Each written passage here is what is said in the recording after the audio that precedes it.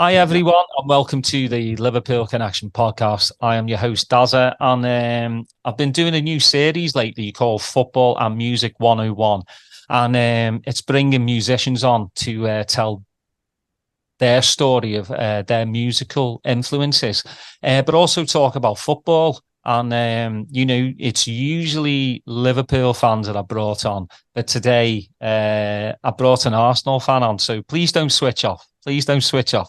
I guarantee it's going to be a really good pod. Anyways, he has been in the game for 30 plus years, and I still can't believe that, that you've been in so long. He started out with the Prodigy, with Maxim, Keith, and Liam, 1990 to 2000, if I'm correct. And then, went on from there. But I'm so proud to bring on Leeroy Thornhill to the Liverpool Connection Podcast to have a good chat about music, life, and Arsenal. Welcome, mate. Hey, thanks for having me, Dad. We've probably got this doesn't go out for a couple of weeks, so people will have a chance, when I start promoting it, to kind of go, "Ooh, Arsenal," But you know what?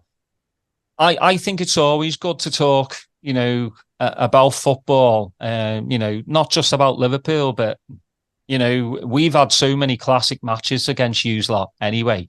So we'll get into that later. But I want to start with your musical influences. Growing up, what was the Leeroy teenager listening to back in the day? God, all sorts, really. I've always been into music, but when I was 10, my older sisters were into punk. So I've always kind of pretty much, I know it sounds a bit stupid, but pretty much from the age of 10, I've kind of been into like underground music as well as chart music, commercial music and stuff. But yeah, from 10, I was listening to the Crass and the Slits and Lou Reed and the Velvet Underground and Bowie, and the Stones, all that sort of stuff. So I was kind of into that. And then I suppose around, I must have been about 11, 12 when the electro kind of kicked in. So there was this electronic sound and it was about dancing again and break dancing and everything. So yeah, just always been into that kind of underground thing. And I suppose it was a little period where I was a little mod for a while. So I was into all the Northern Soul stuff and things like that as well. Yeah, break dancing, mods, whatever was going on the street, I was trying to find it, Yeah, it's kind of the same with me. I mean, my sister used to, she was bringing home the 45s as like Erasure, Depeche Mode and all that. So, and Yazoo. So I started listening to that and I was kind of the same. I started to getting into the mod stuff, because my dad actually was more on the Black Sabbath, Deep Purple side. But then my mum was more on the Northern Soul. So I would do the mod thing. So one year, I'd be dressed as a mod. And then the next year it'd be like, a break dancer. So it went from year to year, just... Yeah, the casuals. Yeah, and then obviously, when the casuals came, I've pretty much stayed the casual. But for you, when did like electronic music start, taking over? Man, again, like you were saying there, I think all of us were kind of getting prepped for it with the likes of Depeche Mode and Gary Newman, Nick Kershaw, Yazoo, Vince Clarke, Erasure, all that sort of stuff. We were getting maybe familiar for the electronic drums and sounds and stuff, and then I was in hip hop as well. So, and the electro thing obviously was drum machines and stuff like that. So, yeah, it was just a natural progression to go into the rave thing because I think the hip hop, I was into hip hop and still that sort of rare groove funk thing. And then the rave thing come along. Acid house, when that first come out, it was a bit like, there's not much rhythm in it, is there? You know, you know what I mean? That just the acid stuff. And all my mates were kind of like started going raving and having a bit of fun and stuff. And I was an electrician at the time, and I was still working. I was working down in Bath, so I was like 3 hours away from all my mates, and they all started raving. And I'd come back every 3 weeks, and they'd be like, "Oh, you got to come down there and do this and do that." And I was like, "Nah, I'm not really getting it." I'd go out, but I couldn't get the acid house thing. It was just too uh, rhythmless for me. Mm-hmm. Right, so I went out a couple of times with them. And then after that, I went to a couple of when it was a bit more ravey. Once it had gone, I suppose acid house was so underground. It was so early, sort of 88 time, 87, 88. It was like so new. It didn't register in my brain yet. But yeah, it didn't take long before I was in there. Yeah, I mean, back then, I mean, for me as well, for acid house, there was too many bleeps and blops. Like I couldn't, I definitely needed a rhythm, and it was just so like way out there for me. Yeah, Obviously, a guy yeah, called Gerald Voodoo Ray, God, like yeah, yeah, that yeah. that hit me like a ton of bricks. And then kind of the same thing with me. My mates would take me to these clubs, and I'd just stand on the side, just going, "What is all this about?" We're all But doing the same dance. yeah, but the more I went, and then I did go to Hacienda, and that kind of changed the way I thought about things. Yeah.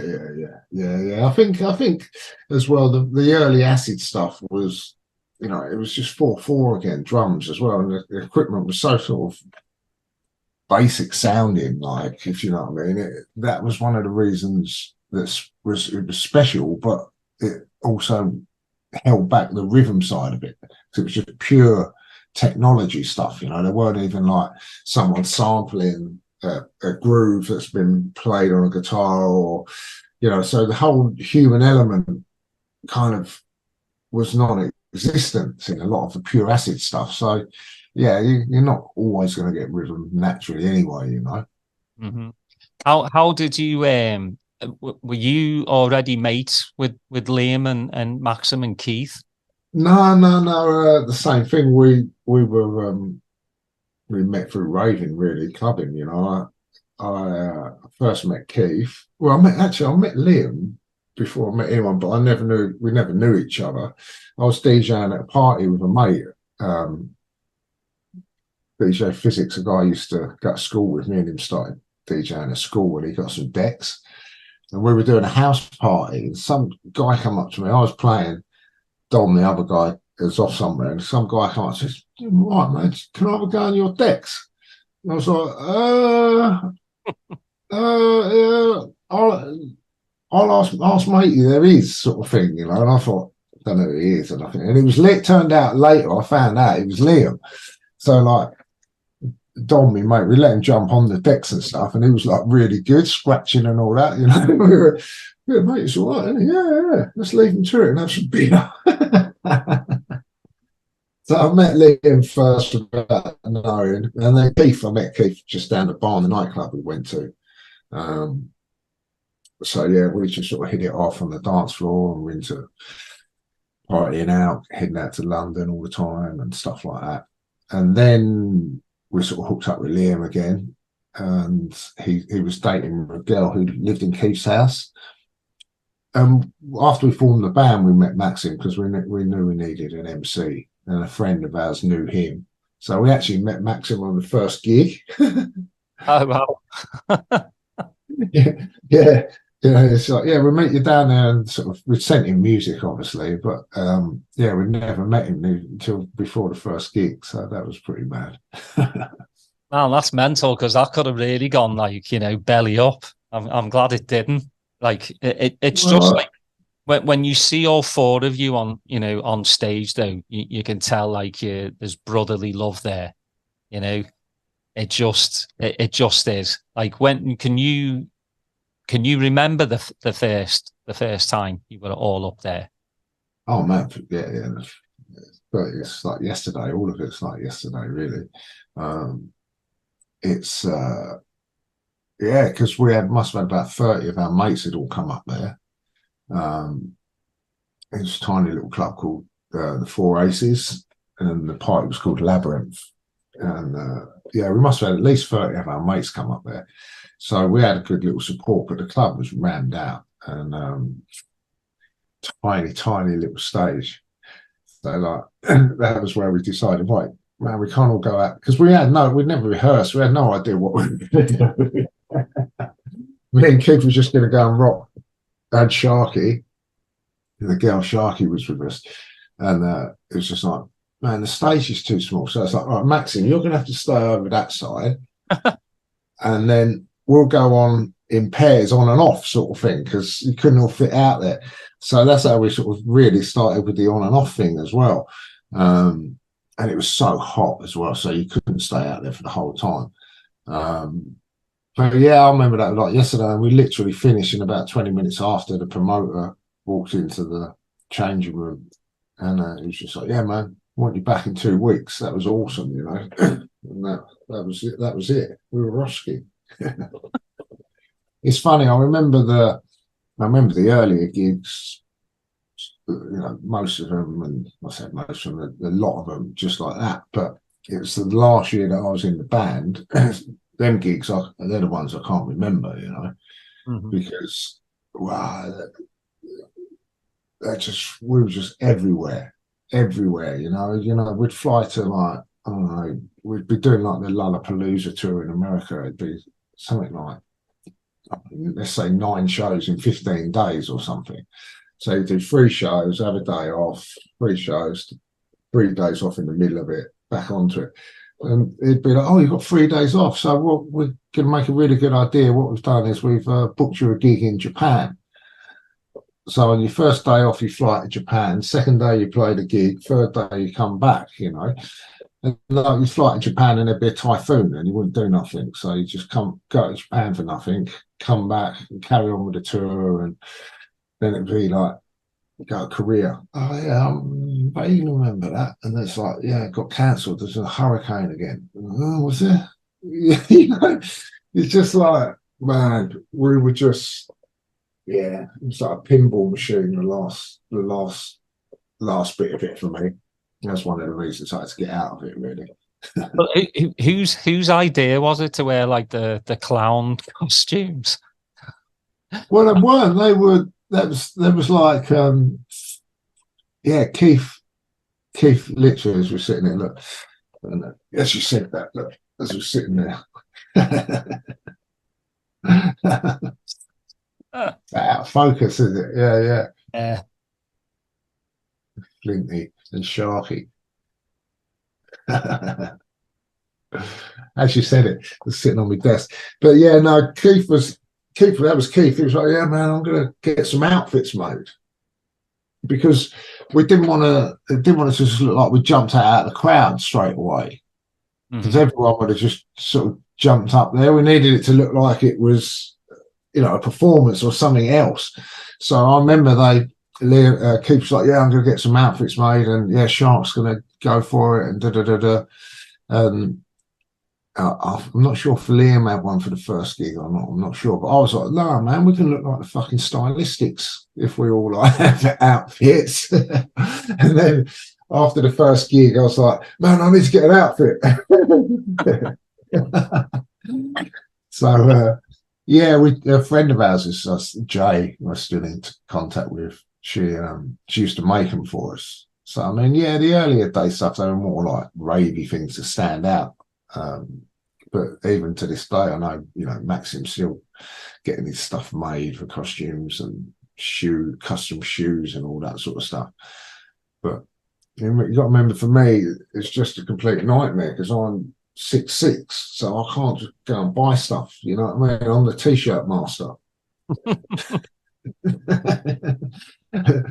Everything else just don't fit me, you know. Yeah, it must be crazy, like, you know, being that tall as well, like on those small stages. Oh man, that was like space. It's just the flying. It does me nothing, and it still does to this day. You know, everything is just like, and the seats are probably smaller now, the leg room, than it was then. You know, honestly, I can get the heel of my hand on the back on the front of my seat, and my fingers touch the back of the seat in front of, you know, if I'm in economy and stuff. It's just like yeah, I have to pay extra to be comfortable. The price of being tall. Yeah, don't we all? I mean, for those 10 years, I mean, Prodigy came out with probably three of the most incredible albums like that I've heard. You know, Experience, obviously, you know, had Charlie in it, which was, you know, it was charted really well, you know, for you, and kind of put you, I would say, put you on the map. But obviously, you were still doing all these underground parties.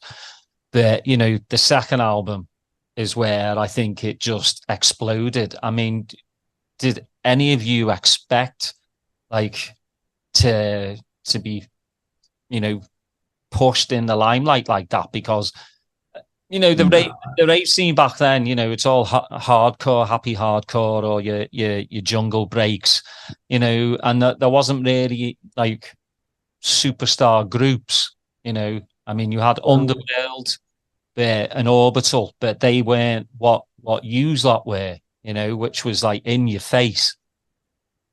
So how did you take that? I mean, you know, Experience comes out, like, I mean, it never came off my decks for a long time until the second album, and then the second album just. I think it was because I think Jewelry come out in '95, if I remember rightly, and then '94 we had enough for the rave scene anyway. You know, it all got segregated and stuff, and it wasn't what it was. But you know, in terms of like Charlie, for example, we sold 25,000 copies when that went to number 3.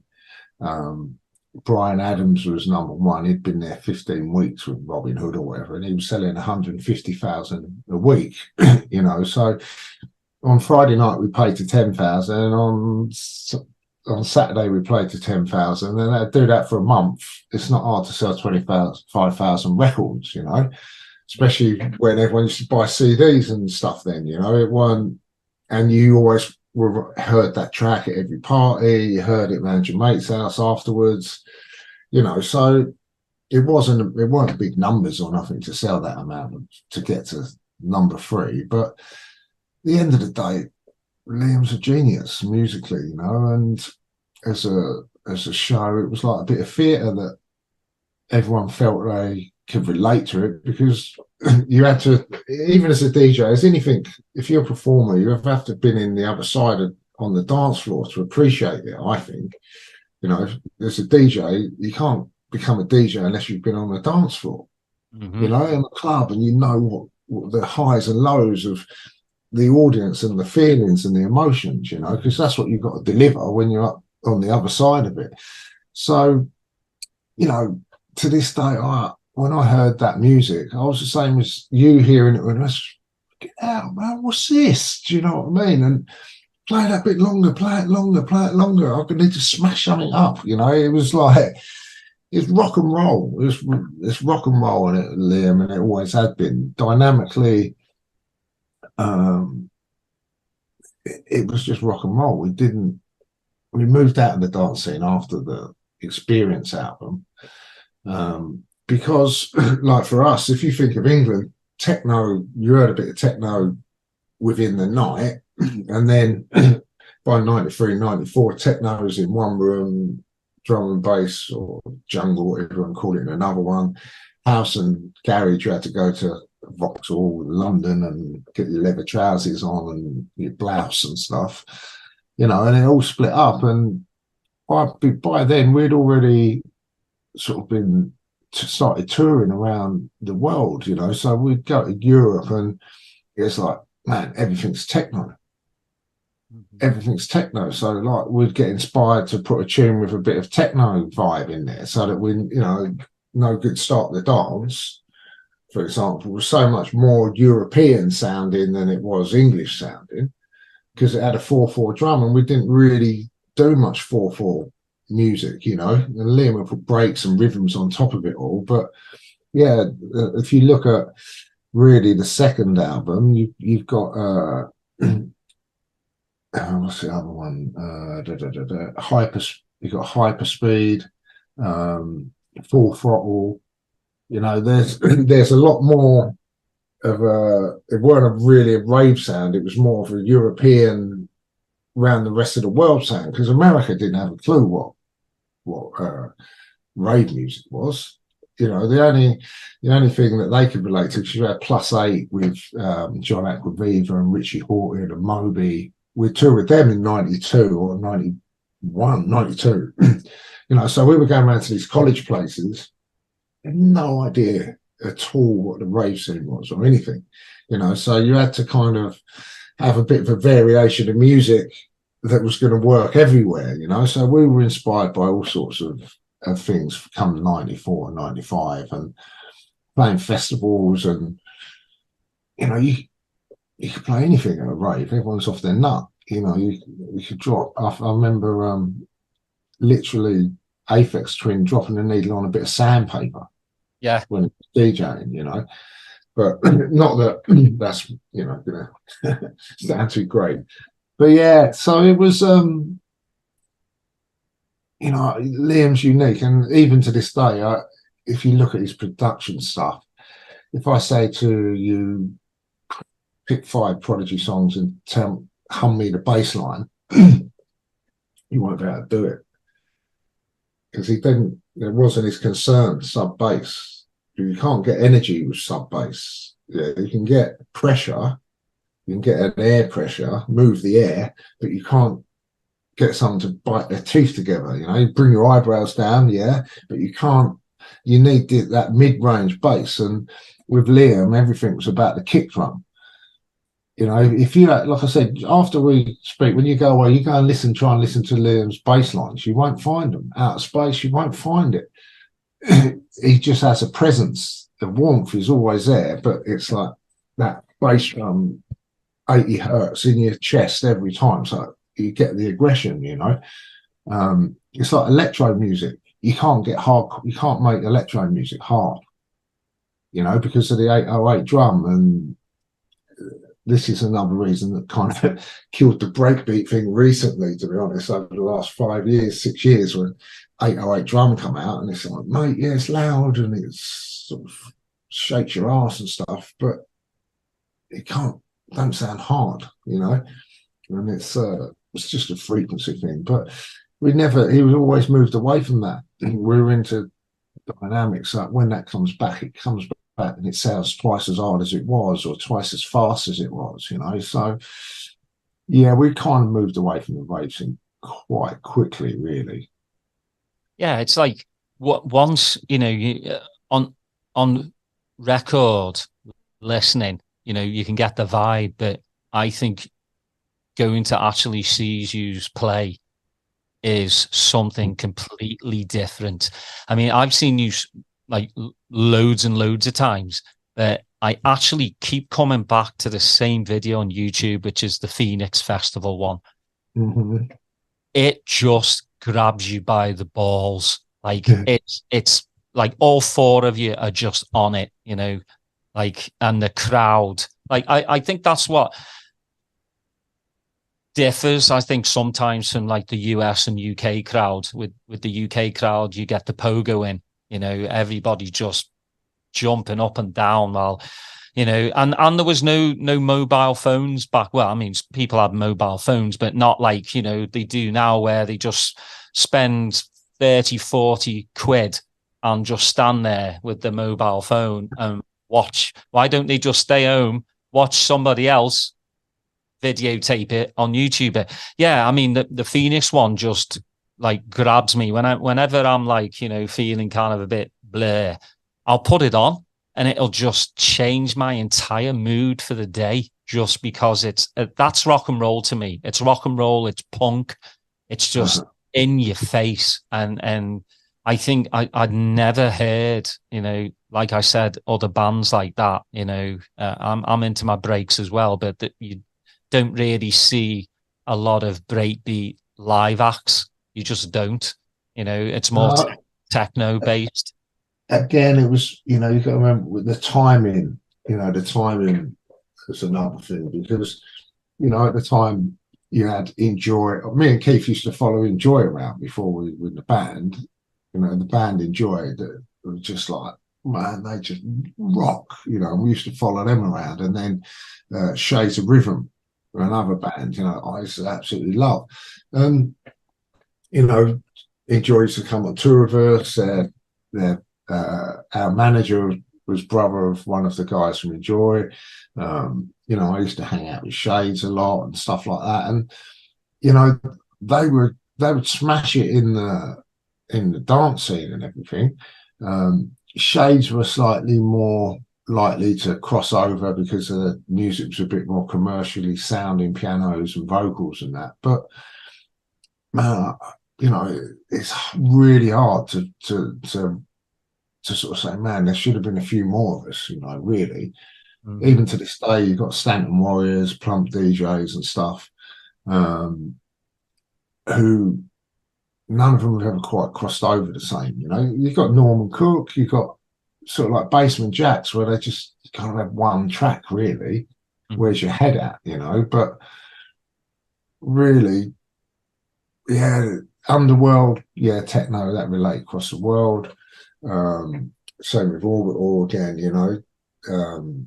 and they're wicked as well because it's hard music. But yeah, you do kind of feel like there should have been a couple more of us. Liam's absolutely, like I say, Liam's a genius. So I'm not saying I can't compare anyone to him because that was a question when people used to say, "Oh, what would you call your music?" And if this is me answering, it's like, "Well, it's Prodigy. You tell me something else that sounds like it consistently, and that's what we are." And they can't, Oh, well, that track sounded like you.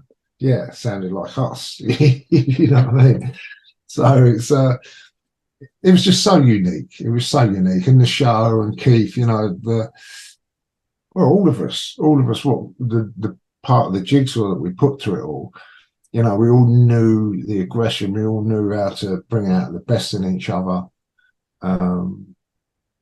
Yeah, it was like a little gang thing, you know what I mean? Like, it's like you're young and you just roll with it. All that mattered was getting up there and rocking it, and letting people forget about the shit that's going on in their life for an hour and a half, Mm-hmm. I think the closest in the beginning to me was Dust Brothers, Chemical Brothers, before they became the Chemical Brothers. Song to the Siren, to me, like, I was like, what is this? And I want more of it, and they did like the Depth Charge remix. That was kind of, the closest kind of thing. But like you said, nobody touched the Prodigy. So for me, like, you did 10 years. Was it really hard to just go, walk away from it? No, because it didn't need me anymore. One, like I said, the last bit of it, well, I can't say. We were in control the whole way along. We weren't like a manufactured band. Every decision was down to us. Yeah, of course, we had people trying to sell us stuff. Yeah, you should do that. It'd be brilliant. That was the problem after Fat of the Land. It got to the point where it'd be like, all right, you've got a gig in Spain Friday, then you've got Germany Saturday. Oh, and the gig's just coming for France. Really good money on the Sunday. It'd be really good. It's all right, and like that. And then you get to, and then you just leave it in someone's hands, and you get to the airport on Germany on the Saturday, and then, oh yeah, we've got to fly back to Stansted. There's no direct flights to France, so we've got to fly back to Stansted. Then we've had to hire 2 planes, one for the crew, one for you guys. It's like, what? So we're not going to make any money? Oh, well, nah, not really. Okay, so that amazing gig that you've sort of chucked in there, that you're all getting your commission from, it's no longer a great gig. It's just a fucking effort that we've got to make. You know what I mean? So it got like that. It wasn't it wasn't too bad, but it was just like, like I said, we still said yes to everything and kind of agreed to it. But it was little things like that. It was just like, mate, enough's enough. You can't just keep on putting this out there on the road over and over again. And I'd stretch my ligaments when we were on tour in America. And I remember that was in sort of 99 or something. I just remember sitting down with Liam saying, man, I don't know, man, I can't have enough of this now. It's just want a bit of sanity, a bit of a normal life. Because again, and after once Keith done Firestarter and Breathe and everything, it was just kind of like, man, it's just evolved again. Having been there from day one, from when Sharky was like, guys, I'd rather be partying than taking this all serious.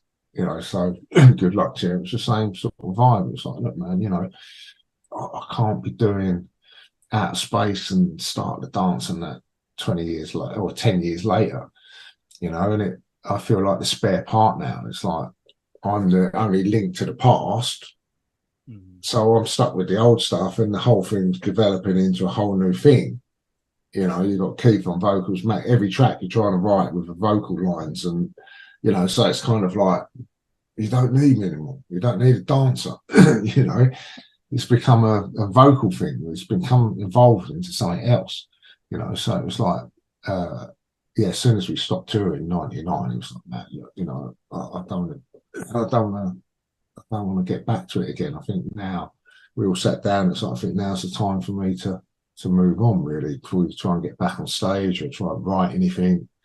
Don't have to think about anything apart from what it's going to be, So yeah, it was a natural progression at the right time, So what was your progression? Did you just, want to take like a year off and then, kind of sit down with yourself and say, do I still want to do music? Do I want to do something different?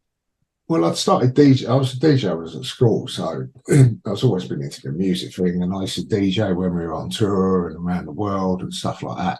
I'd still sort of slip in DJ gigs when I could, so I loved it. I knew I was always going to sort of try and get involved in music, but yeah, I couldn't. Man, I feel like literally, if someone said to me, getting a hang of music, it was probably only the last 8 years or 9 years I've really been happy with anything I ever produced. Anything before that was kind of just lessons, learning, and I couldn't write dance music. I didn't like, I didn't like it. I liked rock and roll and songs and lyrics. I like things like that. So I'd kind of done that indie flight crank thing. When I left, writing songs and picking up a guitar and I can't play and stuff like that, just being a bit punky. So yeah, I kind of was into that, but again, it was like for me, Daz, I couldn't play football, dude. Man, that was all I ever wanted to do. Yeah, top goal scorer in all the leagues when I was under 9s, 10s, 11s, 12s, 13s, all that stuff. You know what I mean? And like, yeah, when the band come along, that's like, you can't play football in case something happens to you, break your leg or something, So like, I suppose by about 96, I kind of had enough of that, and we sponsored the local pub team, and so I'd go in goal, because then I thought, well, there's less chance of getting hurt. But I'm like, well, I'd play anywhere, but I was just sort of striker really. But I am a bit of a cat. It's just so yeah, playing golf for the pub team, and then I started at 97. It was like I got asked to start playing for the Arsenal ex-professional celebrity team and Soccer Six and all that stuff. So I'd start doing that, And literally the week after I left the band, I broke my leg playing for Arsenal. So yeah, I'd always been in goal all the time, and then like, yeah, man, I need to play again. So, yeah, man, it's the best thing ever, It's been amazing. But even now when I sit here and I think of the weddings I miss and the funerals I miss and the things I missed of my family and stuff because you were on the road and that was it. You just committed to it. That was it. That was all that mattered. But yeah, that thing just being normal. I mean, literally, I suppose 3 weeks ago, I played in a golf event for a charity thing for a friend who died quite a while ago. But for about 8 years, every day, every year, oh man, you can make the golf this year. Man, I can't. You know what I mean? So yeah, don't get me wrong, it's the best thing ever. Seen so many places, done so many things, but yeah. It was still a sacrifice as well, for some normality. And I miss normality. I miss being at home. I mean, we would never go on tour for more than 3 weeks because we didn't want to get on each other's nerves. We wanted home food. We wanted to go to the pub and see your mates. Just wanted to be normal, So America, yeah, you come here and do a 3-4 month tour of all the stadiums. We're like, no. We're coming for 3 weeks and then we'll go home for a month and you can fly us back again for 3 weeks. And then we go, but you won't make any money. We don't care. We don't go nowhere for more than 3 weeks. That's it. We need normality. So, That's a good way to look at it because, I mean, these days, especially DJs are put on this pedestal, and every aspiring DJ kind of looks up to them and like, oh my God, they get to these private jets and all this. But, even like, I'm not really into his music, but James Hype, he does like a YouTube vlog. And he was saying he's playing all, he doesn't know where he's at. Like his road manager's got to, pretty much say the name of the city or the country he's in, and he's like, everybody thinks we make this crazy amount of money. And he's like, well, we have to play for flights, hotels. He has a sound guy, he has lighting tech. He's like, it's not this like glamorous life that these people think it is. We have 13 people in our crew. They all want wages, and if you're doing 21 gigs in 24 days, you've got 13 people to pay. You've got all their flights to get. You've got all their food to get. I mean, don't get me wrong. We didn't start off with 13 people. It kind of builds up as you go along, and that with the money as well. But yeah, man, it ain't it's proper hard work sometimes. I think we done 1 year where we had, in 3 months, we stayed in 74 hotels and done the equivalent of flying the circumference of the world 3 times. You don't know your ass from your elbow. You wake up and it's just like, where the hell am I on this tour bus? Well, you get on a tour bus on America, for example, come after the gig, right, we've got a 4-hour drive, and then you wake up in a bed. Right, we're here, guys. We're at the hotel. Someone just give you a key as you get off in your bag and stumble into this room, and then you wake up. What the fuck am I? Like, don't know which room anyone else is in. Oh mate, just get stuff like, again, America from me.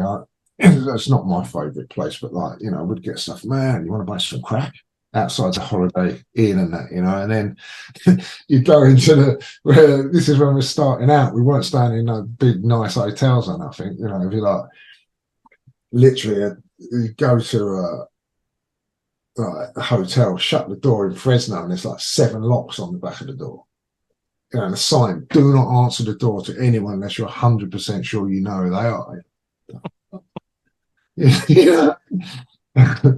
Yeah, where can we get some food in San Fran? And the hotel, where can we get some food? Well, the hotel, if you go that way, 1 or 2 blocks, there's a pizza place. Don't go more than a block that way. That's where all the crackheads and the drug addicts are, and they'll rob you.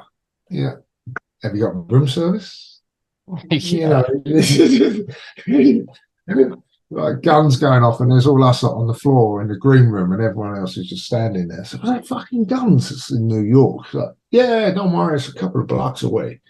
It's a different life, isn't it? Like, And it is weird. Most outside of Holiday Inns, yeah, there is like crack dens and like, you know, just it's seedy places in the town. But so obviously, you know, not doing the Prodigy thing, and now you can, you know, concentrate on your DJing thing, you know, because it's just you, and you know, you're your own boss now, which has got to be really good. You know, you pick the gigs. I noticed, you know, every season is festival season, obviously in the summer with, you know, best of all and all the good stuff. What's one of your favourite festivals to play without, you know, I know you probably love playing most festivals just because everyone's there to have a good time, but what one really stands out for you? Glasgow every time. I've done a couple at Glasgow this year. But I think it's the ones where you can get to see stuff, you know, go and see the other bands that you like, other DJ mates, because the whole thing is a family scene, really. You know, there's always someone I know at the festivals that you're going to get a buzz off. You always buzz more when you know someone when they're playing, if it's a Foo Fighters and, you know, Dave and all the, you know, when you know people, you know their character and that you see them playing, and it's always a buzz. Same with the DJing thing, you know. But yeah, I mean, for me, what are you saying? DJing, anyone can DJ, I think, to an extent. I mean, yeah, of course there is technique involved, but it ain't a big deal in my eyes. You know, when you're up there and you've got to play your own music and perform, you're selling your soul. There ain't nowhere to hide. You know, you've got to have rights. You're gonna like. I'm gonna make you like me. You know, when you DJ, say, oh, I don't like that. I'll play Prodigy. Oh, you know, that'll work. You know, it ain't no big deal really. And I kind of, I mean, I write a lot of my own music now, a lot, and I'll make a lot of bootlegs where I'll make tracks with Oasis, with Foo Fighters, Chili Peppers, Yazoo, Bjork. And I'll make these edits with Beatles. So no, I won't give them to anyone. So I'm the only person in the world who's got them. So then when I play, I'm always doing something different that no one else does. Yeah, if you follow me around, you say, oh God, he's played that Roxanne track nearly every time. You know what I mean? But but it's the same as seeing a band playing their own tracks. Do you understand what I mean? It's like that's one of the reasons that I can't say I stand out, but it's one of the reasons that I'm different is because I've got them tracks and other people haven't, you know.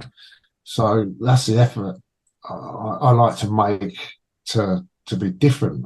I like to play everything, drum and bass, old school, techno, Lil Louis, French Kiss, all that sort of stuff. You know, I love educating people, but taking them up and down.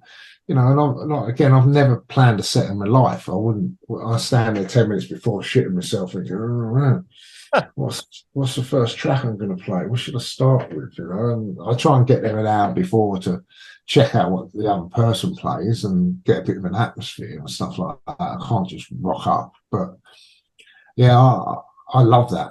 The audience pick the tracks for me, you know. It's like, well, yeah, they like it hard. I can keep going there. Yeah, I can see I need to drop their energy a bit and educate them with something a bit different, you know, or I can see they're a bit more techno crowd. So I'll stick with some tracks that have got a bit more chunky, techie sounding rather than sort of like, let's say, raggery sounding. So it's knowing the audience. Get some of these DJs, fucking idiots. They're like, how's your gig? Oh, crowd didn't get my music. It's like, dude, you got a memory stick with 3,000 songs on. What do you mean they didn't get the music? It's like, you didn't get the crowd. Jesus Christ. If they need Michael Jackson, you play Michael Jackson. Your job is there to entertain people, to give them a good time, not try and, if you don't want to change what you do for the people, stay at home. Yeah. It's not like you've got a box of records with 50 tracks in anymore. You know what I mean? Jesus. And then all these ones with masks and jumping up on the decks and jumping around and cakes and that in the audience. And it's like, dude, you're just a DJ playing other people's music, yeah? Mm. I could not agree more with you, mate. I'm exactly the same. I just watch. It's like a charade. I'm like, what's with the mask? What's with the cake throwing? I know if I'm paying again, 30, 40 quid to go watch somebody play, I sure as hell are not going to get hit in the face with a cake, because I'm going to get on that stage and I'm going to smack the living shit out of you. Yeah, I just don't get it. I mean, there's people in the audience going, hit me with a cake. I don't get it. It's, and especially like in America, they've labeled EDM. I do not like that label. It's all dance music, isn't it? Yeah. Obviously it's electronic music, but it's dance music. The EDM just separates it, and to me it's more pop based dance. When we arrived there and we signed to Madonna's label, Maverick and all that, they were like, we're going to give Electronica 9 months. And we're like, what? In the room, we're like, Electronica, that's what we're going to call it. We're going to brand it as Electronica. We're going to give it 9 months. If it doesn't work, we'll drop it off the label.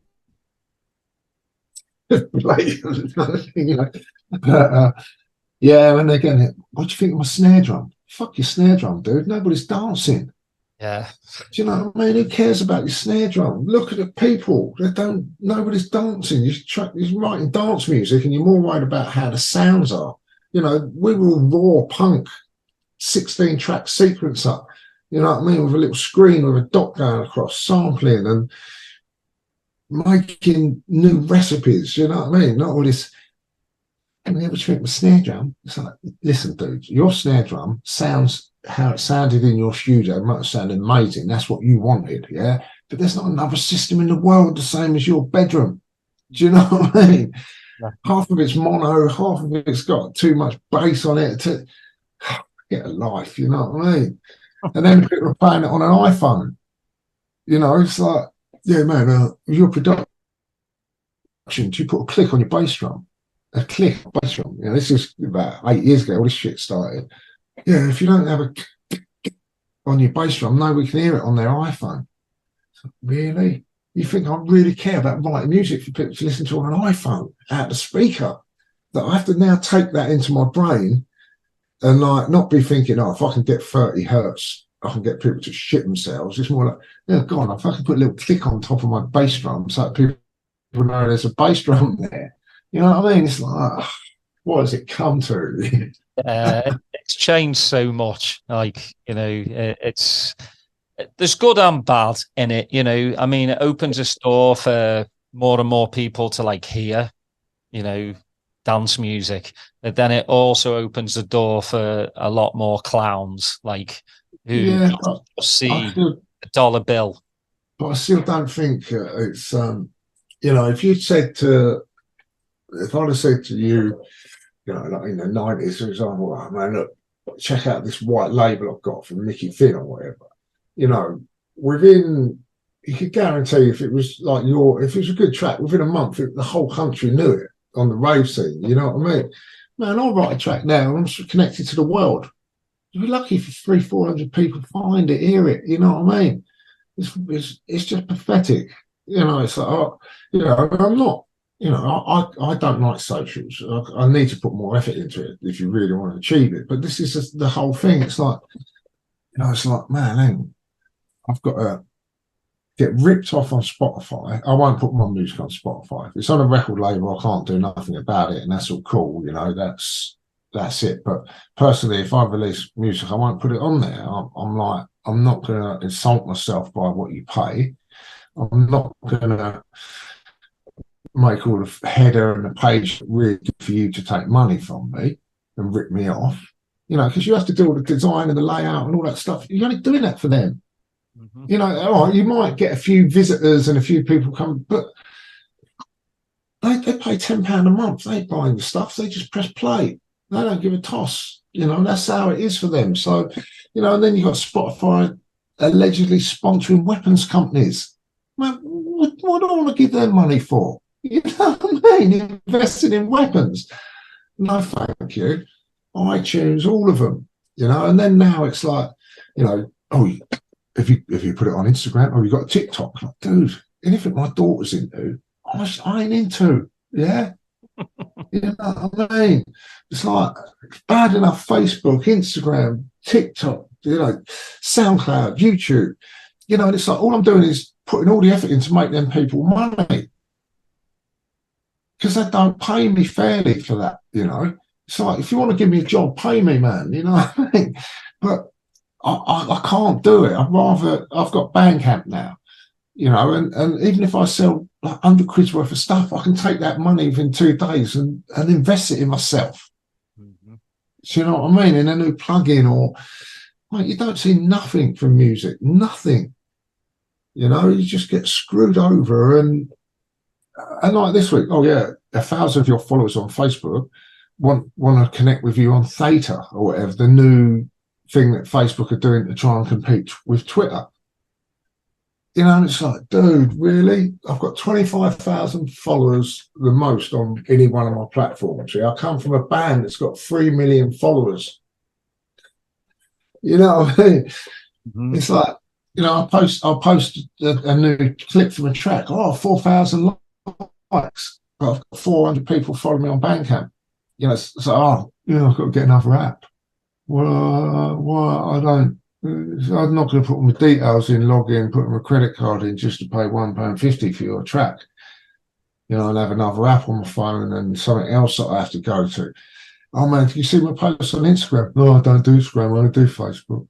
Do you see my posts on Facebook? No, I ain't got Facebook. I only do Twitter. It's just like flogging a dead horse. It's like I'm trying to, I'm trying to build my website and everything. I've got people who subscribe to me on Bandcamp and all that. But again, all these companies take money. So why can't you just subscribe to me on my website? Yeah, and if someone needs to come up with a software where it's just like, right, this is, I get up, open my website up, my Facebook page, my Instagram, my Twitter, they're all in the top of my web page. And I can see which one has got any activity on it. And if I want to use it, look at it, I'm there. Get different bloody pages and all that. It just does nothing. With the technology, it's so simple to make this stuff happen nowadays, But they won't, because they need all that, the algorithms, all the traffic and everything, So, yeah, I'm a bit old school. I love technology. I'm playing with AI. I love everything. But I don't like the models of greed. That's the way the world is now. Greed, 5 minutes of fame. Some of the things these people do online to get attention is wrong. And that's the society they want bred. I'm sound like an old man now, but the state of things at the moment, when I went to the golf club last week and I tried to identify as a woman for 18 holes, so I could get off the closer tee, but no one was having none of it. You know what I mean? Well, let's get to your other love, which is football and Arsenal. So who was your favorite player growing up? I'm not going to lie. I was, until I reached the age of 10 or 11, I couldn't tell you who I supported, really. My family from Islington, my dad, my mum and dad split up, but my dad and my nan lived around the corner from Highbury. So my dad was always on at me about Arsenal. My stepdad supported Tottenham and bought me a Tottenham Spurs lampshade. All my mates were West Ham, so I had a West Ham shirt. Then Bobby Robson had Paul Mariner and John Walker and all that.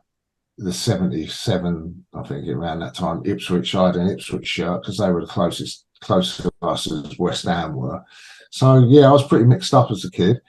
And until I went to see Arsenal play Watford when I was about 11.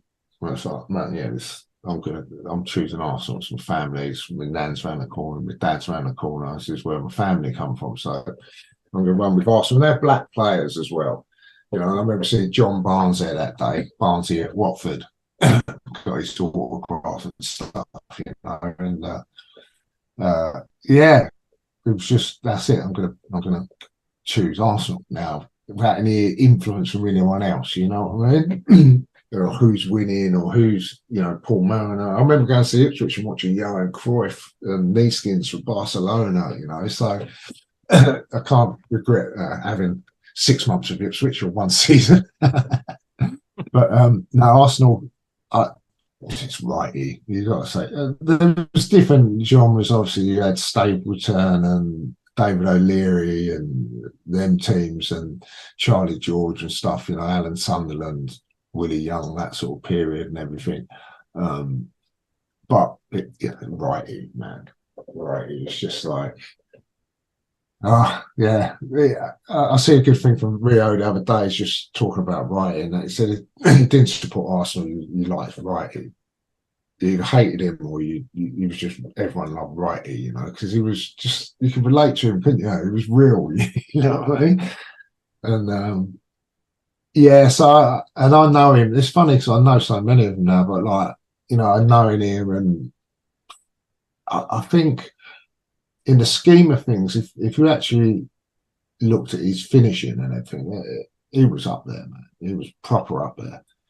And then, of course, you've got the Wenger era, like Thierry's ex-wife is godmother to my daughter. So, like, when she was pregnant with their kid, he used to babysit for me, so he could get a bit of practice. But man, he was, well, he's one of the best players ever.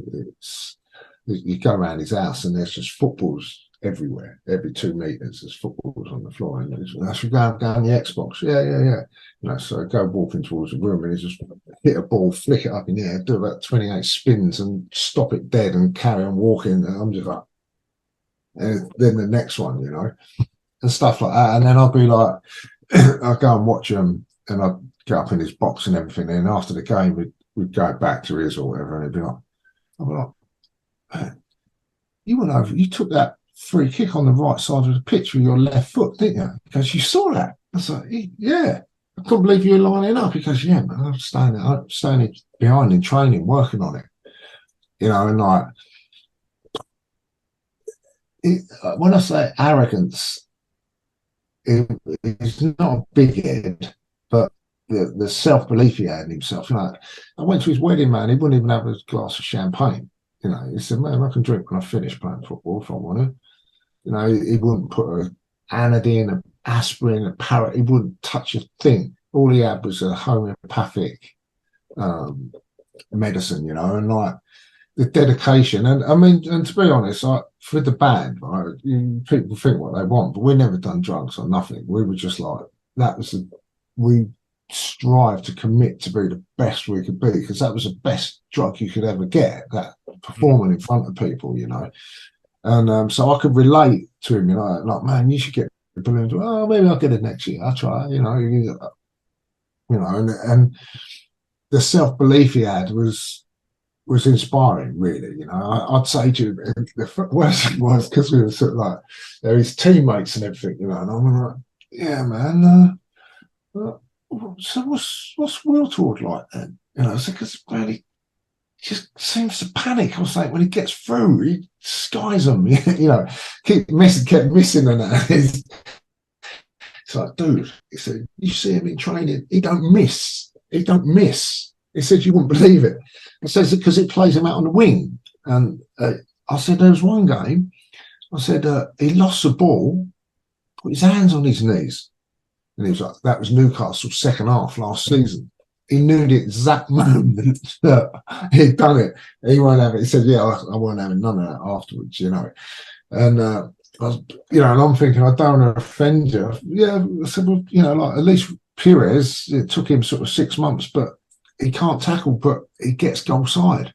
He chases back all the time. Wiltord, he's like, yeah, you know, you still feel a bit like you're dissing his mates a bit, but he's talking about football, so he's kind of honest about it, you know. And Bergkamp, maybe it's hard. It's very hard because, you know, Bergkamp was a magician, Tony Adams, and that back four, what Wenger done, he got another 3 or 4 years out of all of them. And it's hard to say they all got better and better. Adams was a donkey, they called him, and then he's running out with the ball at his feet against Everton, all like the pitch, half volley into the net, to win the title and stuff.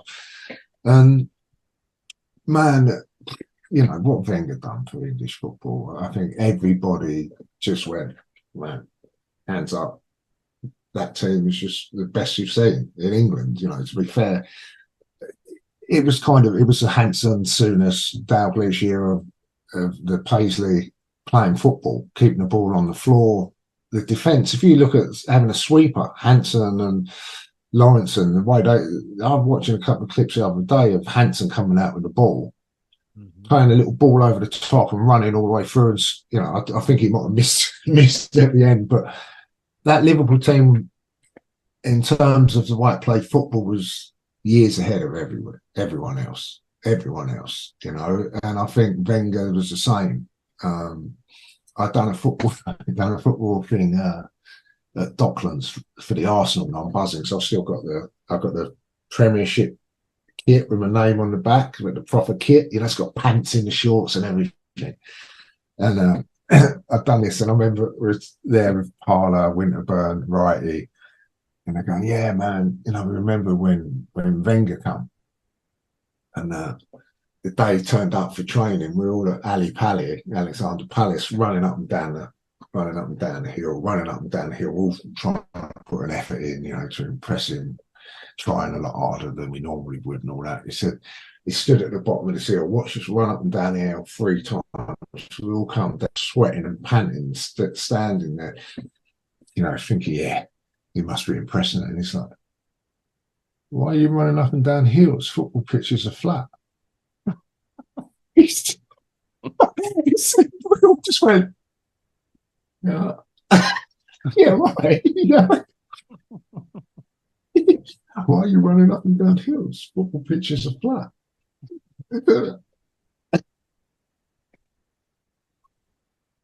Exactly true. Yeah, I mean, makes you really think why are you doing that? From the simplest of things, and then changing their diet and that, and I'm sure all of them, that back four, would tell you that, man, if you got hold of them 5 years earlier in their careers and stuff, because you got to admit, Adams become a better and better player until he retired, didn't he? Yeah. Well, longevity as well, I mean, all those players, like in the early 80s and 90s, were still heavily drinking and smoking, partying. Like, as soon as the game's done, that's it. But then, Wenger just came along and he changed the whole landscape of how to, be a professional footballer, take care of yourself mentally, physically, and he set the blueprint. That's why I love Klopp so much as well.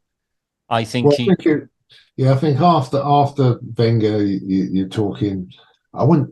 I can't really put Mourinho up there, because I think not for his achievements, but for his style of football, I can't put him in the same sort of bracket as it's about winning, and he done that fair and square. But it weren't until we got to that Barcelona Guardiola thing again. Cruyff had his moments, but that's a long before I was, recognising it really, age-wise. But that Barcelona team was the best team, league team ever.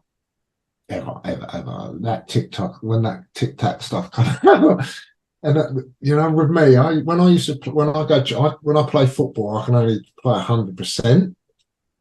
Man, I played about 2 months ago, mate. I was blowing out my arse after 5 minutes, and it's just like I can only play 100%. But even when I was training, I didn't tackle people, but I was pressing them in their face so quick that they have to make a mistake or do something with it. Yeah, they're like, "Oh, you need to calm down a bit." I'm like, "Dude, I ain't tackled you, have you?" "No." "You just kicked the ball off when you saw me running at you." give it away. You know what I mean? I ain't even touched. I really appreciated that, and they were small people, and it was just incredible. It was incredible, you know. And now, and then what Klopp done at Dortmund without the ball changed it again. And now I think they had to suddenly bring that to the best league in the world, which was England, because you know, the running, there's nothing, no team, Man United, Liverpool, we all proved it. We played till 95 minutes. You know, that Liverpool, Bayern Munich, not Bayern Munich, Milan. I was in Italy all the time then, and my mate supports Milan, the promoter I used to go with all the time. You know, he's messaging me at half time because it's like, what's going on? I said, of course, I support Liverpool. It's an English teams, man. I'm supporting Liverpool. You know, he's messaging me at half time. You know, and, I said to him, dude, I said, you had like Maldini and all that. They're going, tonight I'm going to go to Luigi's. I'm going to have some champagne and some pasta and some Parmigiano at half time. They're all thinking like that. You know what I mean? So then suddenly Steven Gerrard appeared. I said, he didn't answer his phone. He wouldn't answer a message from me for at least 3 days. He was still crying. But I mean, you know, you see that Milan team on paper, and you're like, this is one of the best teams in the world, if not ever, at that point in time. No chance should have Liverpool come close to you know. I mean, when I watched that, you know, when Stevie scored the header, you know, I was like, all right, 3-1, we've saved face. You know, we've got a goal, and I'm good with that. When that second one went in, I'm like, we're winning this. It was just a turnaround. I mean, again, you know, a tactical decision by Benitez to bring on Haman and take off Stevie Finnan. That really helped the midfield because we were just getting overrun. But no way should we have beaten that Milan team. Not a chance. Man, I have to say, I think I can't talk. If you'd going back 5 years, let's say 5 years at least, I think Steven Gerrard's the best English player we've ever produced as an all-round player. You know, the Lampard Gerrard debate, I don't think it can even go on. Don't get me wrong, I know Frank, and don't get me wrong, he's an amazing player. But Gerrard, just everything, every single thing, you know. And Scholesy, when I talked to Vieira, you know, he's like, man, Paul Scholes is the hardest player I played against. He said, you go out and he's just gone. He said, he's gone. You stand next to him and he's gone. You know, but again, he's one of those people that unless you had a camera on him for the whole game, you wouldn't really appreciate how good he is. I think there's still a lot of people like that, you know, that it's what they do without the ball. Making space is when you look at a football pitch and you see a goal kick and that, and they're all in that group, it's really, really hard to make space, really. You know that. It's like, you know, so, but for me, Gerrard was the most complete English player we had. I wouldn't say now. Now it's wow. It's just wow. It's Spain had their time off that Barcelona time, Euros, World Cup. France have had it. It's England's time now, and you know, if we don't, we won't. You can't, you know, it's not automatic, but there's never been an England team where you could put 3 players in every single position and struggle to choose which one to start. I mean, Saka, yeah, I'm Arsenal, but brilliant. There ain't a person who's ain't going to put their hand up and go, my God, that kid. You know, if we can get him, even Foden, you know, Bellingham, Grealish, you know,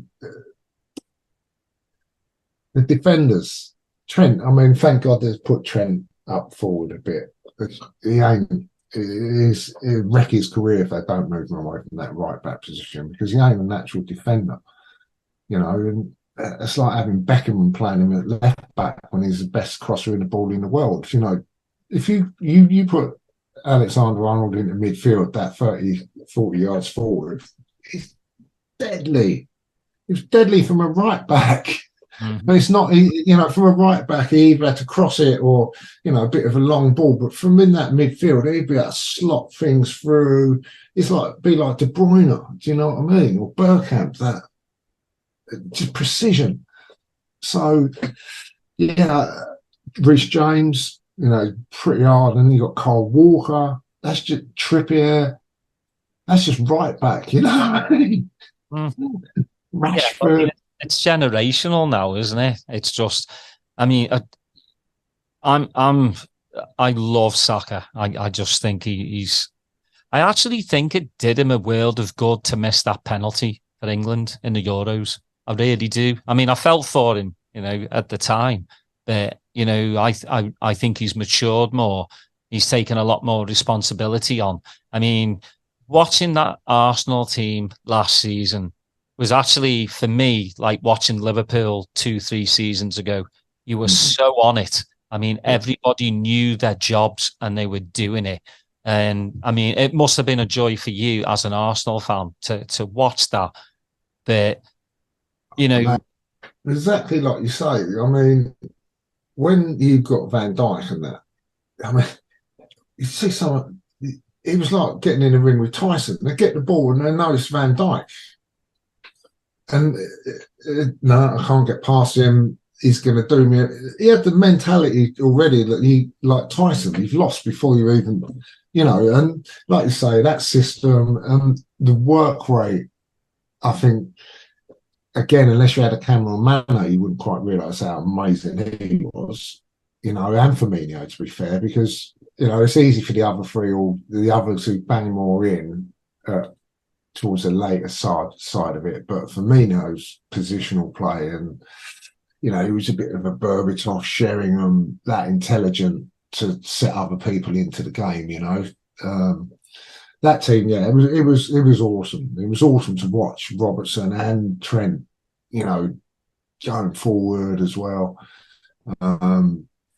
So you must have thought when that season, man, my team are back, and that's all I can say. It's like, you know, my team's back. That's how I look at it. I think, of course, you're going to make the Man City comparisons because Arteta was there, but this football now is a whole different thing. And, you know, bless him, this thing going on with Pepe at the moment at Arsenal, you know. You know, you can't disrespect him, but he grew up in the Ivory Coast, you know. And like when you watch that program with Arsenal on Netflix and that, and Arteta walks into the room and there's a tactical blackboard. He's going, so you three move to, you know, transition to here, and you see poor old Pepe just go, oh man, you can see it. Oh man, that ain't going to go in. You know what I mean? It's football's chess now. It's not a working man's. It's like, dude, right? When we got the ball with this 4-4-3 or whatever, when they got the ball with 5-4-2, if they got the ball in their own half with 2-4, mate, you know, every person's got to be totally aware of where everyone else is and what system they're in an intelligent way that has never been before, you know. And it's kind of, if you ain't the right player for the mentality, then you're not going to work. If you're not the right player who's prepared to be in a team, because they make them do too many games, and to be the best, you need a squad, and you can't have anybody who's why am I playing week in, week in, and that's kind of, there ain't a first 11, it's 22, and people, if they can accept that, you've got a winning formula, and that's the difference now. The kids who are 8 to 10 are already being brought into the system that's how it works. So they're not going to oppose it, you know. And for me to see an identity, you know, last year, I never thought we was going to be where we were.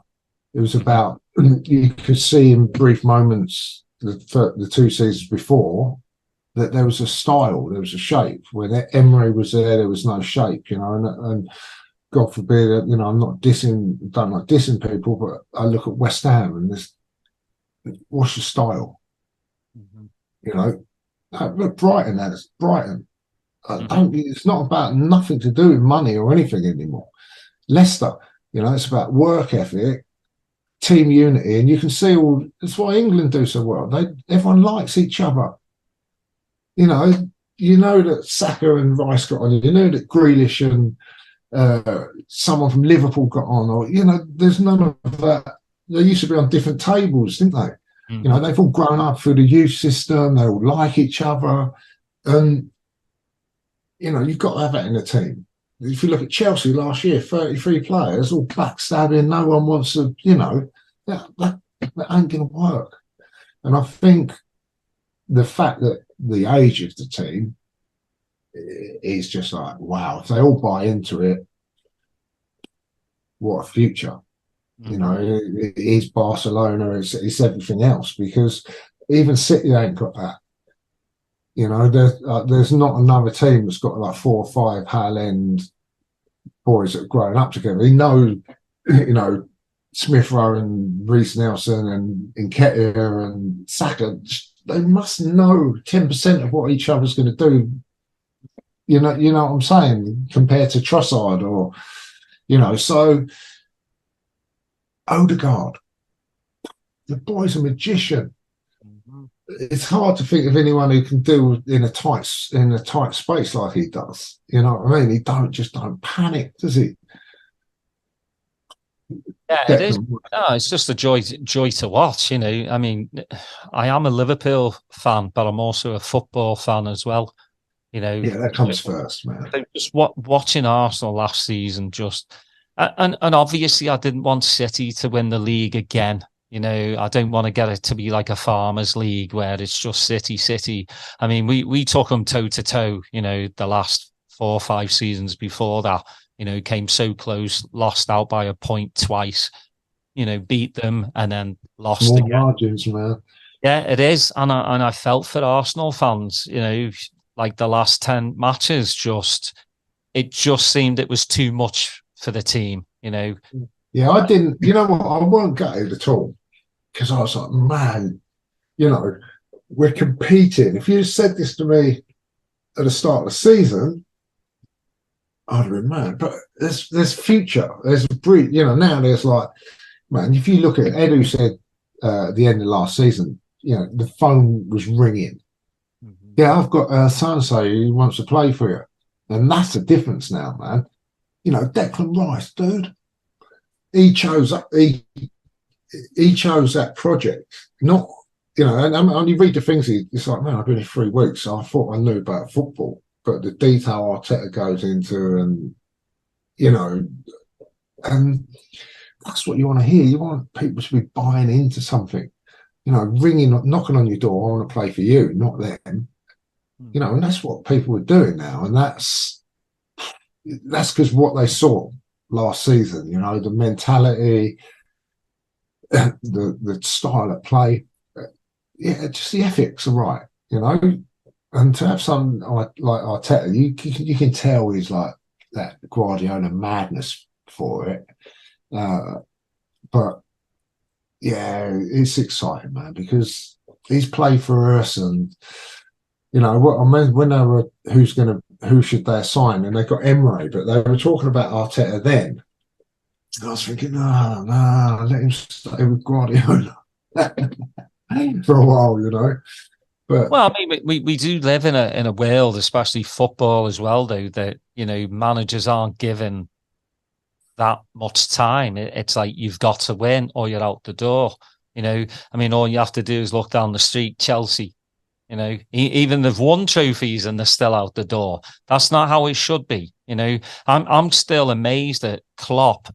I think right now he's in his 8th season, so he's the most longest serving coach in the Premier League, which is madness to really think about that. I mean, you have to look back to like Fergie days and Wenger days to where they've been given this opportunity. And I noticed like the first couple of seasons with Arteta, I've got Arsenal mates that would go in, get rid of him. He's not going to get us back to where we're supposed to be. And he proved the point last season with trust. I could see it. I could see moments where I was like, yeah, man. I mean, we won the FA Cup, the Charity Shield. There was moments, but it was also that thing of knowing they're not his players.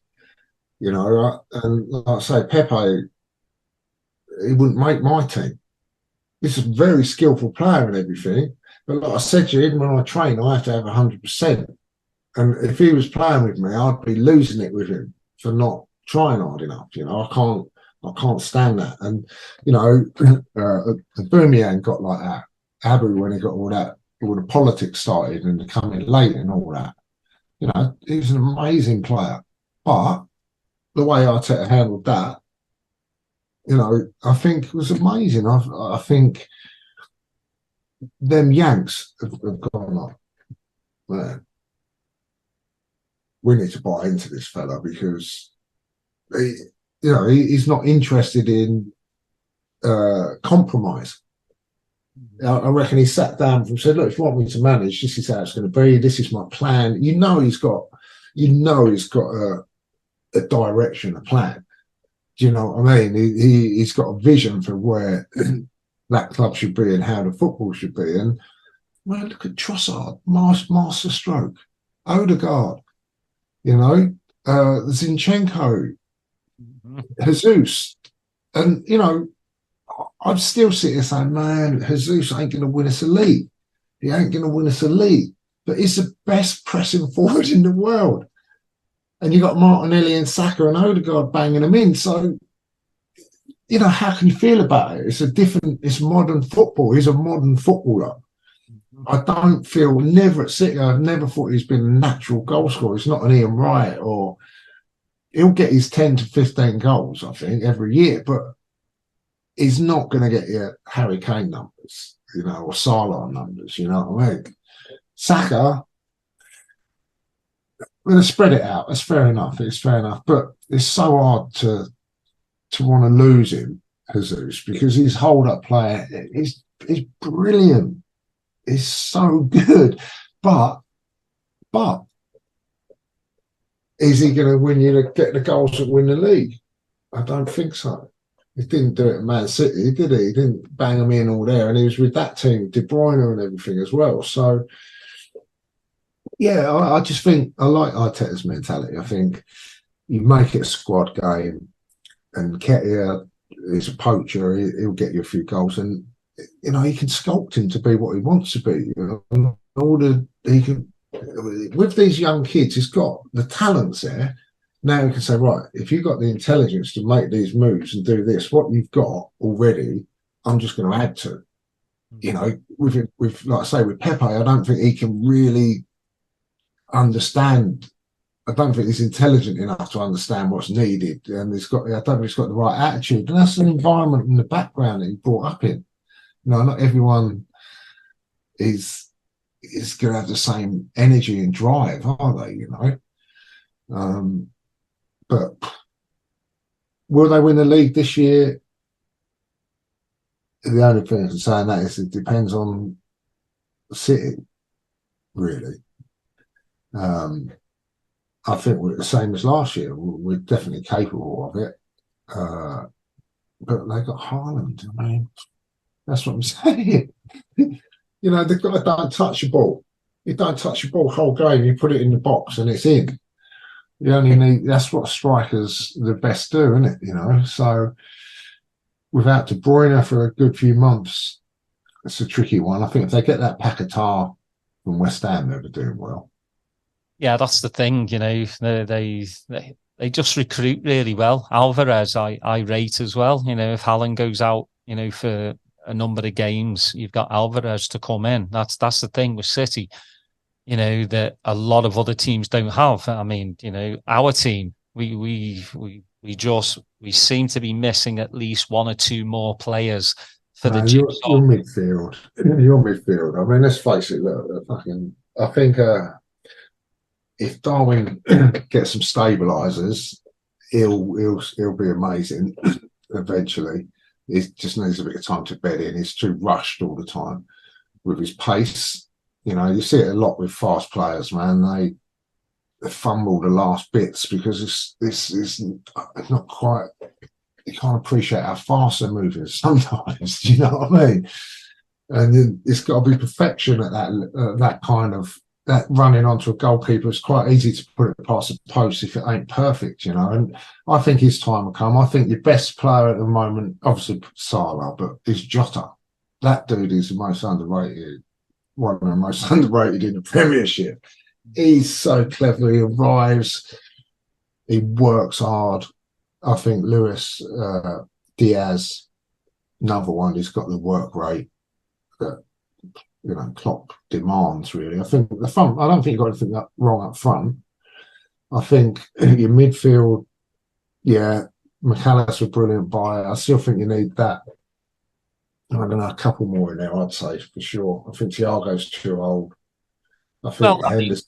Thiago's been, I mean, when he's fit, that's the thing. When he's fit, he's incredible. He's one of the best passers of the ball. But if he can't stay fit for 20 games a season, then, we just need to move him on. I mean, to me, like, our problem at the moment is defensive mid. We brought Endo in, the Japanese lad. We'll see if that works out. The problem is we're playing McAllister as a 6, and he's not a 6. He's more creative. And the Szoboszlai, absolutely cracking footballer. But again, bringing Trent into midfield, we need a proper right back. If that's because right now what's happening is the double pivot with Trent also kind of playing the 6 is not working. It leaves us way too exposed on that right side. It showed last season, and it's showing the first couple of matches. Thank God, a draw away to Chelsea is, I think, fair for the first match of the season. We beat Bournemouth. We started out really poorly, but came into the game. I think we just still need that proper DM. I mean, I love the young lad, Bajcetic, but again, he's a young lad. It's just, yeah. Well, I mean, that's another one, people band about, but I just, he's 27 now. His injury record is not good.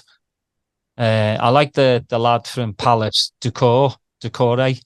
Yeah, he was at Watford, that's what he was at Watford. Maybe. But again, just the prices are just insane. I mean, that's Chelsea's fault. Got a 58-year contract. Yeah, I mean, again, well, I mean, I think every football team would probably have kind of done that if they'd known the loophole that Chelsea were doing. But that's getting shut down the end of this season. And then you're going to have a bunch of players on 9-year contracts. So none of them, I mean, Lavia he wasn't even on the bench. No. He's going, well, I went to Chelsea for history and all this bollocks. I'm like, nah, you went for money. You went for money, mate. I wish some of these players would be honest and go, I went there for money. And that's it. I've got to take care of my family. All right. Well, good for you. But I mean, I can't stand them. They just destroyed so many English people, man. I'm sorry, but that's my biggest thing I hate about Chelsea. Loftus-Cheek, all right, he's gone now. Mm-hmm. But, Gallagher, Billy, who's the one that has gone to Brighton now? The Scottish lad, little guy. Man, they used to farm it. When they got Joe Cole back in the day, like, we saw you for West Ham. Now we're going to send you on loan to Russia. Mm-hmm. I ain't going to Russia. You know what I mean? But who's Hudson Obi or whatever is that? Where the hell's he gone? Yeah, exactly. They've all dropped off the face of the earth, and like it's. They've got Mount, so many. It's just these loopholes, and then all these players out on loan, and then just now Bowley's kind of in bed with the Saudis. So there yeah, was like I can get rid of some of these players for a lot of money and to the Saudi league. I mean, it's all intertwined. There's all a lot of backhanders going on. I can't stand it. But I wanted to ask you, like, what's your one of your favorite like Liverpool Arsenal classic matches? you think it was the one, Please don't tell me that when you won the league at Anfield. what, the Michael Thomas one. Yeah, Yeah, that was a good one. But no, I got to put your hands up and say that Arshavin's entrance was pretty good when he banged forward. yeah, yeah. That was pretty impressive. And then I just think, oh man, anything with Bergkamp and Henry, even watching him roast Carragher, it's the same thing as the Van Dijk thing. You must have seen Henry step onto the pitch as a player. Just, oh, man, I hope he don't come over my side of the pitch. You know what I mean? Like Salah, you cannot control greatness. Zola, Klinsmann, Berbatov, to be fair, Harry Kane, you can't control greatness. And Drogba, we've been privileged to sort of just watch these people and just think, yeah, man, I'd do that. Henri is just like, when you see him skip past people, like the speed he had was just, you can't fathom it, really, But yeah, the Arshavin 4 was pretty impressive, really. Yeah, I mean, You not so much. just what, and it's just crazy to think about that lad as well, because I mean, he was so talented and then just dropped off the face of the earth. But I loved it how when he scored number 4, he just shook his head and was just going like, "I've just scored 4 at Anfield." Yeah, I mean, we've always had classic matches, us and Arsenal. It's one I look for, when the fixture list comes out, just because I'm like, there's going to be goals, there's going to be some like, I mean, especially Arteta and Klopp, they're so like into their football that they let their emotions take over. Because when you came to ours, it was pretty much a dull match, and then Arteta got all pissed off, and then that riled up the Anfield crowd, and then that riled up Klopp, and then Liverpool turned it around. So it's again the little things, but yeah, I love Arteta's passion. I love Klopp's passion. I think Arteta's in this business for a long time to come, and I always say if Liverpool can't win the league, then let Arsenal do it, because they play really good, attractive football, and that's what I like. But I want to get your predictions for top 4. And then, last but not least, your dream festival lineup for Friday, Saturday, Sunday headliners, alive or dead. So I'd say, well, I've got to go for it. I've got to say Arsenal, City.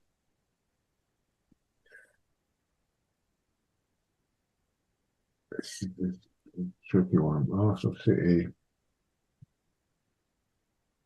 You should ask me this in 2 more weeks. Depends on who they sign. Because I think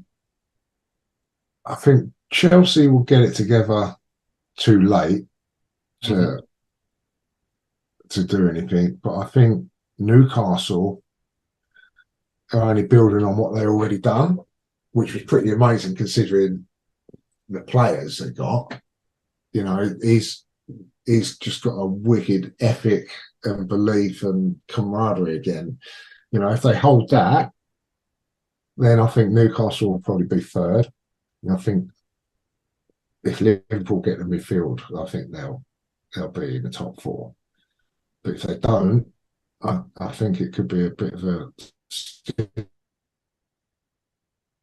tricky one. And the thing is, I mean, look, I think Man U last season, I would have said Man U towards the end, but that's gone. All of a sudden, that's gone again. So yeah, I'd say Arsenal, City, Newcastle, Liverpool. That's my prediction. I think, Liverpool. It depends on if they get a few more players in, because it's a bit scary this year. That McAllister red card and these cards and kicking all is a bit light, isn't it? That's a It's joke. just too light for me, man. It's like it's going to ruin so many games if they're not careful. Because common sense states frustration is to knock that ball away, to get back in position. It's not always to be out of order. It's just a reaction to give yourself, a couple of meters to give yourself get back inside or back in position. And you're going to get people going yellow card for that. Mm-hmm. Come on. And then he's going to do a little professional foul, which you borderline, and then they're going to be off, all right, I do think Arteta was pretty the cause of it, being out of order in the technical area. Like, just forget, he just ignores it, really. I think because of him, that all been brought in. That's the thing I'm a little bit worried about this season, to be honest. I think it's going to take halfway through the season before they start changing it again, because I think the McAllister thing was embarrassing. Mm-hmm.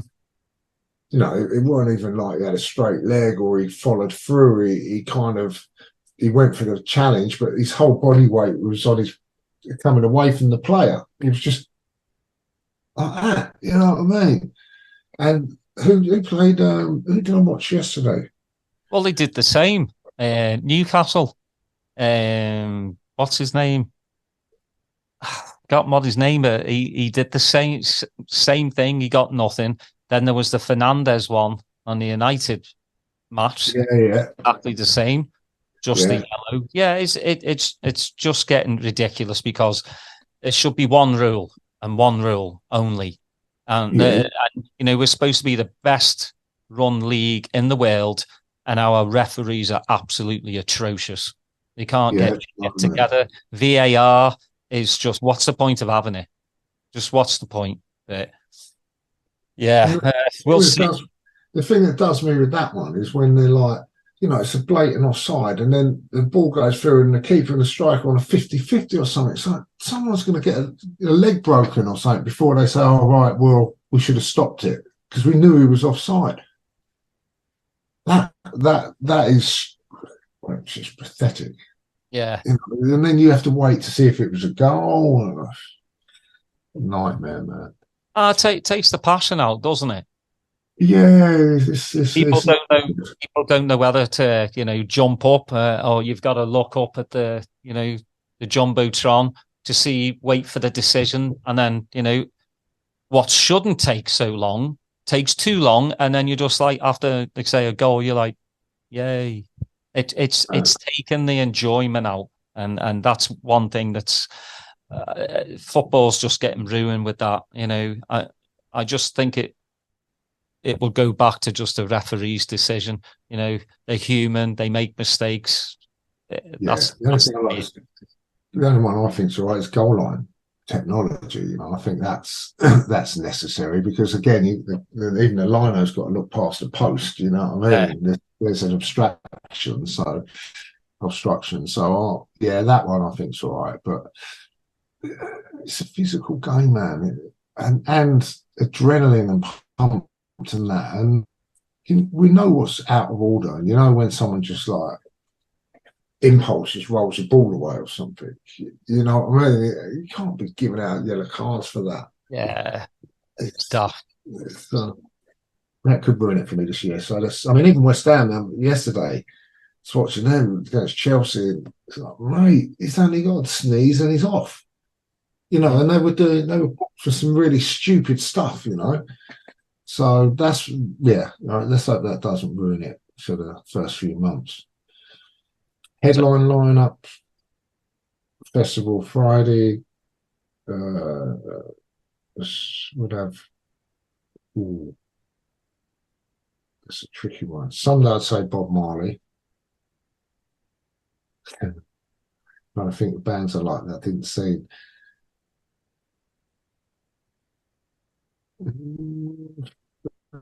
Let's say people back on the Friday. Probably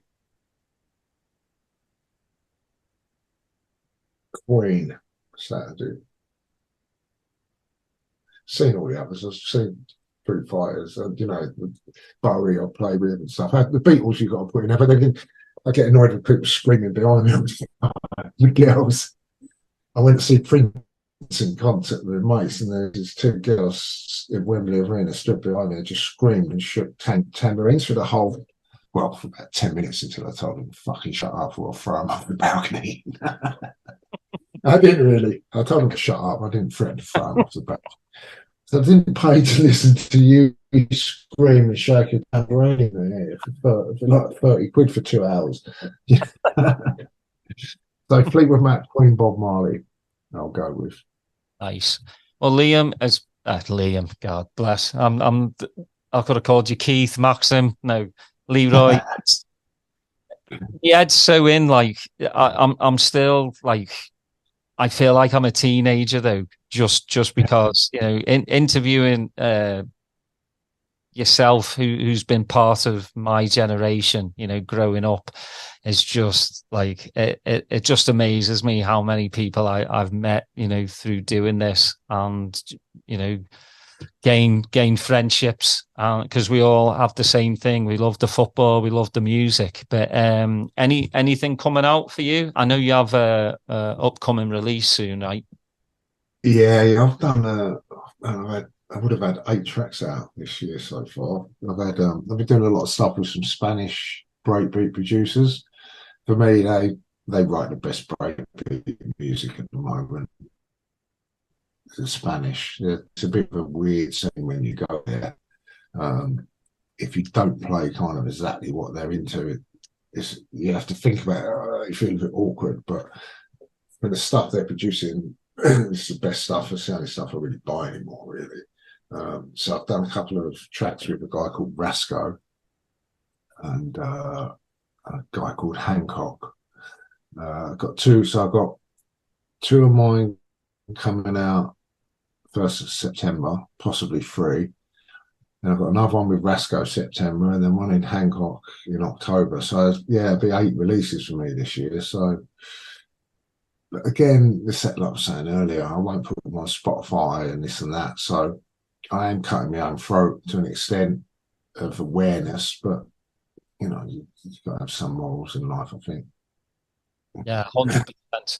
Well, I mean, for the listeners, you can go to Leeroy's Bandcamp, or you can get it straight from Leeroy Thornhill. Is it .co.uk? So oh, just .com. Yeah.